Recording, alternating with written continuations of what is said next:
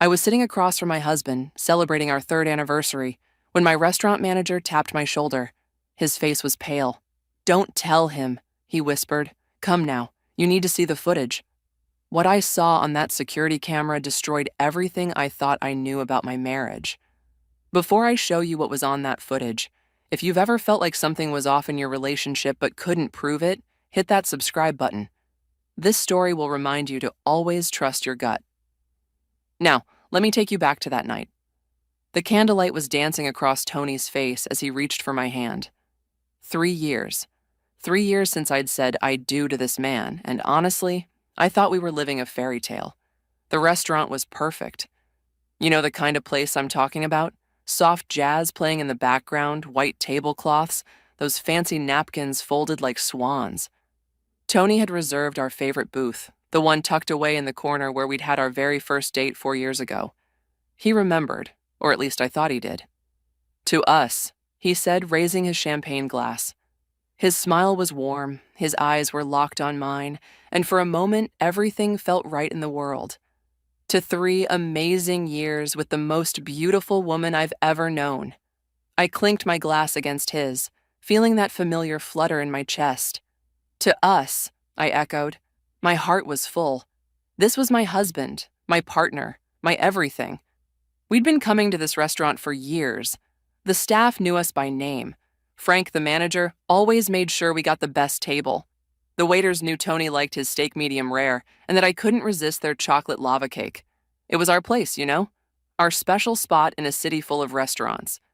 Tony was in the middle of telling me about some project at work when I noticed Frank approaching our table. Now, Frank wasn't the type to interrupt dinner service. He was professional, always kept his distance unless something was wrong. But the look on his face made my stomach drop. His usual calm demeanor was gone. He looked nervous, almost scared.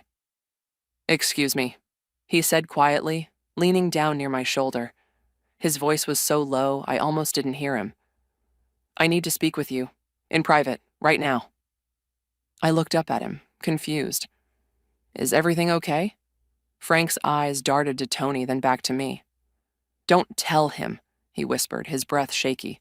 "Just come with me. Please, you need to see the footage." The footage? What footage?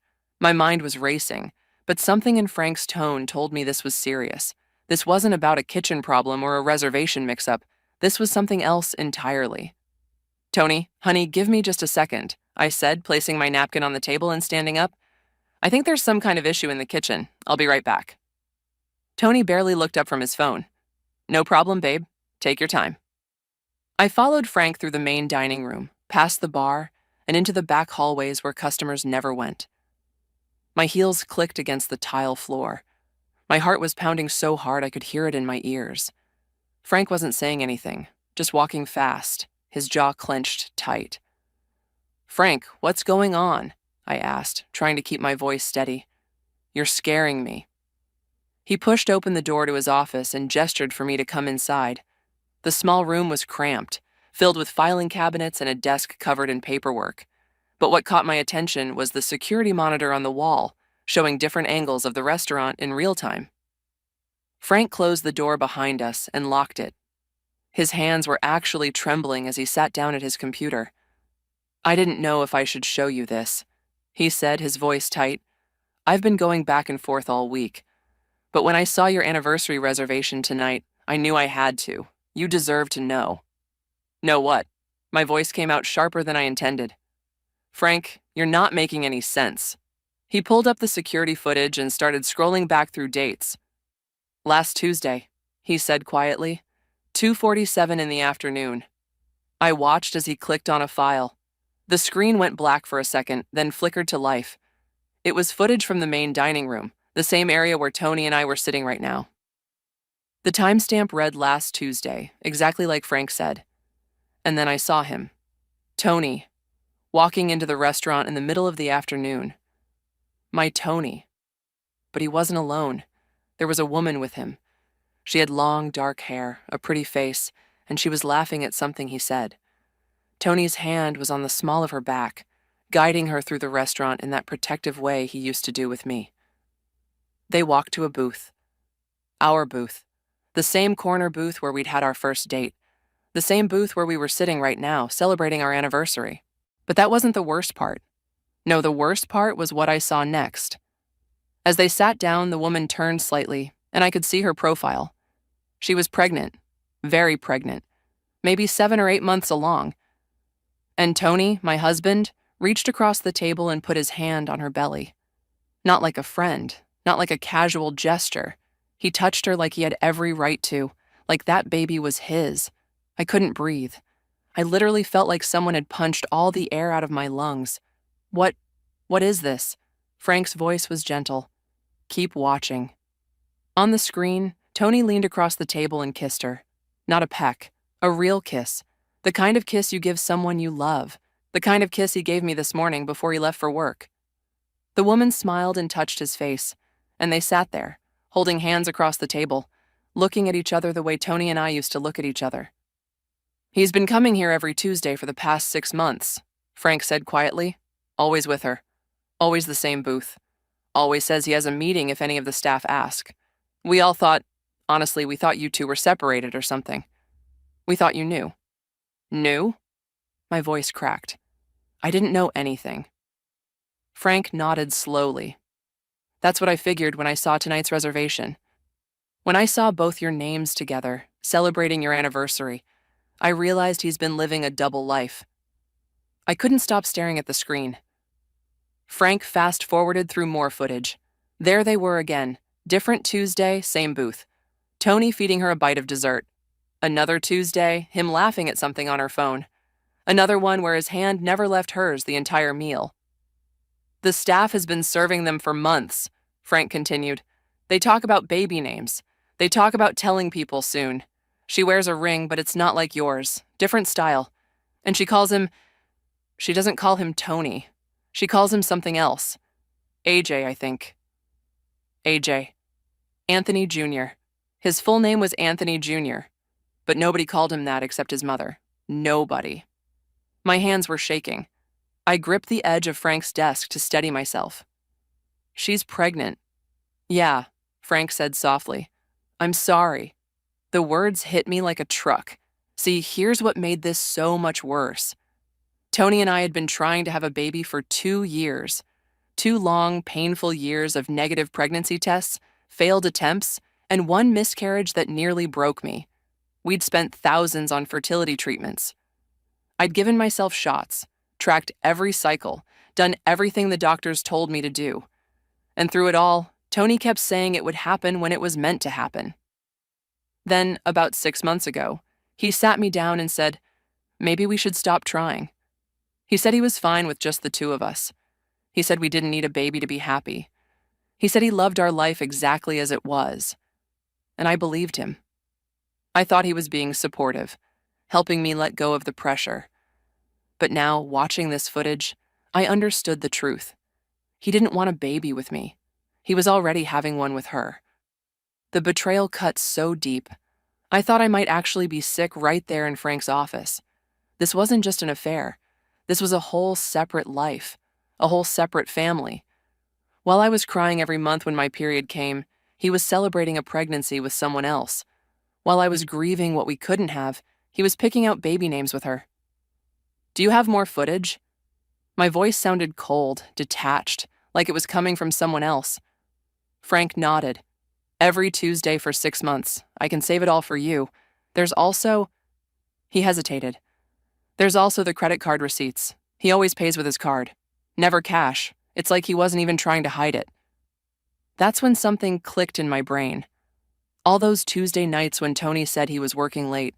All those times he came home after 9, smelling like cologne and mints. The new gym membership he got 6 months ago. The way he'd started dressing better, caring more about his appearance. The phone calls he'd take in the other room. The way he'd tilted his screen away when I walked past his laptop. I thought back to last Tuesday specifically. I'd asked him about his day when he got home. He'd kissed my forehead and said, just another boring day at the office, babe. Same meetings, different week. He'd eaten the dinner I made, watched TV with me, and made love to me before we went to sleep. And the whole time, he'd been with her just hours before, in our restaurant, in our booth. What are you going to do? Frank asked carefully. I stared at the frozen image on the screen. Tony's hand on that woman's pregnant belly. His smile. That look of pure joy on his face. A look I hadn't seen directed at me in months. Something cold settled in my chest. Not just anger. Not just heartbreak. Something harder. Something sharp. I need you to save all of that footage, I said, my voice steady now. Every single Tuesday. Every timestamp. Every angle you have. Frank nodded quickly. I can put it all on a USB drive. I need the receipts too, every credit card transaction. And I need written statements from the servers who've waited on them. Dates, times, what they talked about, everything. You're building a case, Frank said, understanding dawning on his face. I'm building the truth, I corrected. How long will it take you to get all of that together? Give me 20 minutes. Perfect. I stood up and walked to the small mirror hanging on Frank's wall. My makeup was smudged. My eyes were red. I looked like someone who'd just had her world shattered, which I guess I had. But I couldn't go back out there looking like this. Tony would know something was wrong. He'd ask questions. He'd probably lie more to cover whatever he thought I might have figured out. No, I needed to be smart about this. I pulled out my compact and fixed my foundation, reapplied my lipstick, wiped away the mascara that had run. I practiced smiling in the mirror until it looked real, until I looked like a woman celebrating her anniversary, not a woman whose entire marriage had just been exposed as a fraud. Are you really going back out there? Frank asked, watching me with something like awe. I'm going to finish my anniversary dinner, I said calmly. I'm going to eat that chocolate lava cake. I'm going to smile and laugh and play the role of the loving wife. And Tony won't suspect a thing. But how? I looked at Frank through the mirror. Because I'm not going to give him the satisfaction of seeing me break. Not yet. Not until I'm ready. 20 minutes later, Frank handed me a USB drive and a manila envelope. Everything you asked for, he said. And if you need anything else, any testimony, anything at all, you let me know. Thank you, I said, and I meant it. You didn't have to show me this. Yes, I did, Frank said firmly. You're good people. You deserve to know. I tucked the USB drive into my purse and took a deep breath. Then I walked back out through those hallways, through the main dining room and back to our booth where Tony was scrolling through his phone, completely oblivious. Hey, babe, he said brightly when he saw me. Everything okay? Everything's fine, I said, sliding back into my seat with a perfect smile. Just some drama with a supplier, nothing important. Good, he said, reaching for my hand again. I ordered your cake while you were gone. Should be here any minute. You're the best, I said, squeezing his hand. And inside, I was screaming. The cake came. I ate every bite. We talked about our future, about maybe taking a vacation next month, about how lucky we were to have found each other. Tony paid the bill with the same credit card he'd been using to pay for his Tuesday lunches with her. We walked out to the car with his arm around my waist. On the drive home, he held my hand and talked about how he couldn't wait for our next anniversary. Maybe we'll go somewhere special, he said. Paris, maybe, or Italy. Just you and me. Just you and me. The lie tasted bitter in the air between us, but I kept smiling. That sounds perfect, I said. That night, after Tony fell asleep, I took the USB drive into the bathroom and watched every second of footage on my laptop. 6 months of Tuesdays. 6 months of lies. 6 months of him building a life with someone else while coming home to me every night like nothing was wrong. The next morning, I called a divorce attorney. I didn't cry when I explained the situation. I didn't fall apart. I was cold, calculated, methodical. I wanted everything documented. I wanted evidence of every lie, every dollar spent, every moment of his double life. We're going to take him for everything, my attorney said. I don't want his money, I replied. I want the truth to be on record. I want him to know that I know, and I want to walk away with my dignity intact. For the next week, I played the perfect wife. I kissed him goodbye every morning. I texted him during the day. I made his favorite meals. I laughed at his jokes. And the whole time, I was gathering bank statements, checking our joint accounts, building my case. I discovered payments to an apartment I'd never heard of, money transfers I'd never authorized, a whole financial trail of his second life. He'd been so careless, so confident that I'd never find out. On the following Tuesday, I made my move. I called Tony at work and told him to meet me at the restaurant. Surprise dinner, I said sweetly. I know it's not our usual night, but I wanted to do something special. He hesitated for just a second, just long enough for me to know he was calculating. Then he said, "Sure, babe, that sounds great. 7 o'clock?" 7 o'clock, I confirmed. I got to the restaurant early. Frank had reserved our booth, the same booth where Tony had taken her every Tuesday, the same booth where we'd celebrated our anniversary.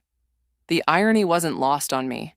When Tony arrived at 7, he looked surprised but pleased. "This is nice," he said, kissing my cheek. "What's the occasion?" "Can't a wife surprise her husband?" I said with a smile. We ordered, we talked, we laughed. And then, right before the main course arrived, I pulled out the USB drive and placed it on the table between us. Tony stared at it confused. "What's that?" "The truth," I said simply. I watched the color drain from his face. I watched his eyes go wide, then dart around the restaurant like he was looking for an escape route. I watched him try to formulate words, to come up with an explanation, a lie, anything. "I know about your Tuesdays," I said calmly. "I know about her. I know about the baby." His mouth opened and closed, but no sound came out. "I know about the apartment you're paying for. I know about the ring you bought her. I know that she calls you AJ and thinks you're engaged. I know everything, Tony." "I can explain," he finally managed to say. "I don't want your explanations," I said, pulling out the divorce papers from my purse and sliding them across the table. "I want you to sign these." "Baby, please, just let me—" "Don't call me that," I snapped, my calm facade cracking just slightly. "You don't get to call me that anymore. You don't get to touch me, look at me, or lie to me ever again." People were starting to stare. Frank had positioned himself nearby, ready to intervene if needed. But I didn't need him. I was in complete control. "How long?" Tony asked weakly. "How long have I known?" "A week." "How long have you been living a double life?" 6 months. "How long have you been making me feel like I wasn't enough?" 2 years, ever since we started trying for a baby. The baby you said you didn't want. The baby you said we didn't need. But you didn't mean you didn't want a baby. You just didn't want one with me. Tears were rolling down his cheeks now. "It wasn't like that." "Then what was it like, Tony? Help me understand how you could come home to me every night after spending the afternoon with a pregnant woman who thinks she's going to marry you. Help me understand how you could make love to me while planning a whole future with someone else. Help me understand any of this." He couldn't. He sat there, crying, stammering, trying to find words that didn't exist. "She doesn't know about me, does she?" I asked. He shook his head miserably. "You told her you were single, or divorced, or something. You've been living 2 completely separate lives, thinking you could manage both of us. What was your plan, Tony? How is this supposed to end?" "I don't know," he whispered. "I don't know, I thought I could figure it out." "You thought you could figure it out," I repeated, the absurdity of it almost making me laugh. "You have a wife and a pregnant girlfriend, and you thought you'd just figure it out." "I love you," he said desperately. "I love you both." "No," I said firmly. "You don't love either of us. Because love doesn't look like this. Love doesn't lie. Love doesn't cheat. Love doesn't build entire secret lives. You loved yourself, Tony. You loved having everything you wanted without consequences. But that ends now." I stood up, gathering my purse and the unsigned divorce papers. "You have 48 hours to move out of our apartment. My attorney will be in touch. And Tony, that woman you've been seeing every Tuesday, she deserves to know the truth too. I'll leave that part up to you, but if you don't tell her, I will." I walked out of that restaurant with my head held high. I didn't look back. I didn't cry. I didn't fall apart, because I had already done all of that in private, in the moments when no one was watching. Now, I was done. The divorce was finalized 3 months later. Tony tried to fight it at first, but the evidence was overwhelming. The footage, the receipts, the testimony from restaurant staff, the financial records, it all painted a clear picture of a man who'd been living a double life. He lost credibility, he lost friends, and when his family found out, he lost them too. The other woman called me 2 weeks after our confrontation. Tony had finally told her the truth. She was devastated, betrayed, and 8 months pregnant with a man who'd lied to both of us. I felt sorry for her. We were both victims of the same person. "I didn't know," she kept saying. "I swear I didn't know." "I believe you," I told her. And I did. She left him too. Had the baby on her own? Last I heard, Tony was living in a small apartment, alone, paying child support, and trying to rebuild relationships with people who no longer trusted him. As for me, I rebuilt my life, piece by piece. I went to therapy. I reconnected with friends I'd neglected. I focused on my career. I learned to trust myself again. And eventually, I learned to open my heart again, too. A year and a half after that terrible anniversary dinner, I met someone new. Someone who didn't need a double life because he was honest from the start. Someone who wanted a future with me, not a secret alongside me. Someone who chose me every single day, not just when it was convenient. Looking back now, I'm grateful for Frank's courage that night. If he hadn't shown me that footage, I might still be living that lie, still thinking I was in a happy marriage, still wondering why I never felt quite good enough. The truth hurt. God, it hurt so much. But it also set me free. If Frank hadn't shown me that footage, I might still be living that lie. Sometimes the truth hurts, but it also sets you free. If this story touched you, or if you've ever been betrayed by someone you trusted, drop a comment below. Share your story. You're not alone. And don't forget to subscribe, because next week I'm sharing what happened when Tony's other woman called me 6 months later with information that changed everything again. Trust me, you won't want to miss that. Until then, remember this. You deserve someone who chooses you every single day, not just on anniversaries. You deserve honesty. You deserve real love. And you deserve to know the truth, no matter how painful it might be. Never settle for less than that. Never.